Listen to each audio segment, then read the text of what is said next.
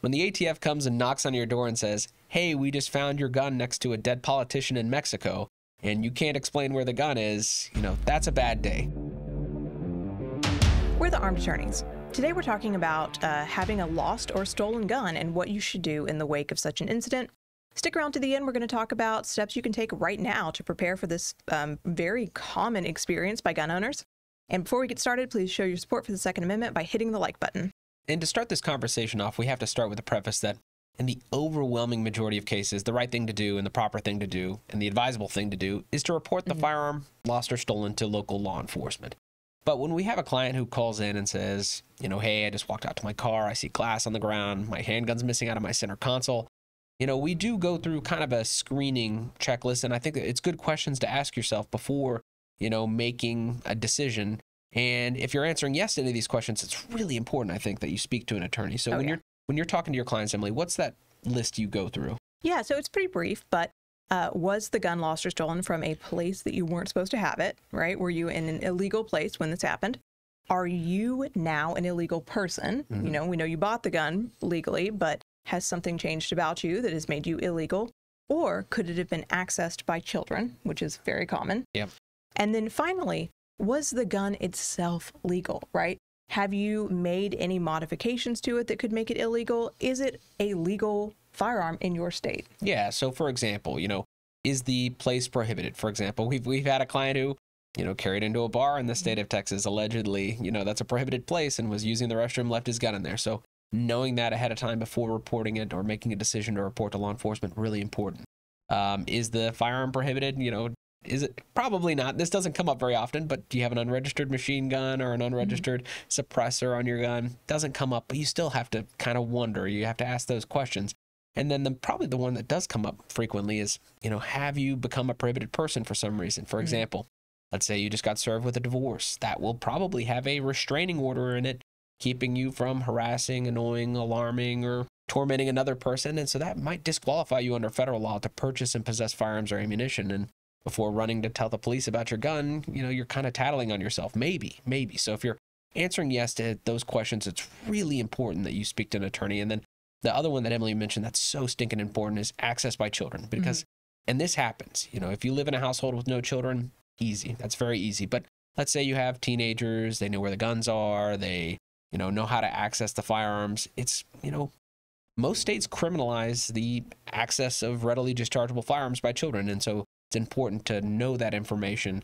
Maybe you're talking to your kids about it beforehand, before, speaking to law enforcement. So any of those questions, really important to speak to an attorney. But that brings us kind of to the second point, which is a lot of states require that you report it within a certain amount of time. Right. So not only is it generally best practice, but sometimes it's mandated by law. Yeah. So here are the states that we know of that have mandatory reporting requirements, either within 24 hours or up to about 7 days.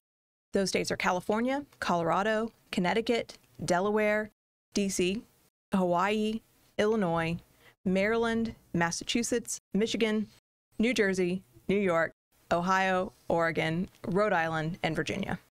And for each of those states, maybe that's either whether you decide to voluntarily report or you're required to report.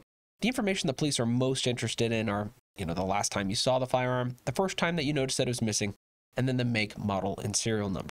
The other thing that they're probably interested in is some documentation, maybe a sales receipt with the serial number on it. Maybe it's a picture of the firearm case that it came in with the serial number on the side. In any of those cases, you want to give them copies. You don't want to provide them originals on any of those things. But this is a problem and kind of a pitfall, and brings us to our attorney pro tip of the day and how so many people are not prepared for this all too common scenario. And so what are you telling your clients, Emily, on how to prepare for this? Yeah.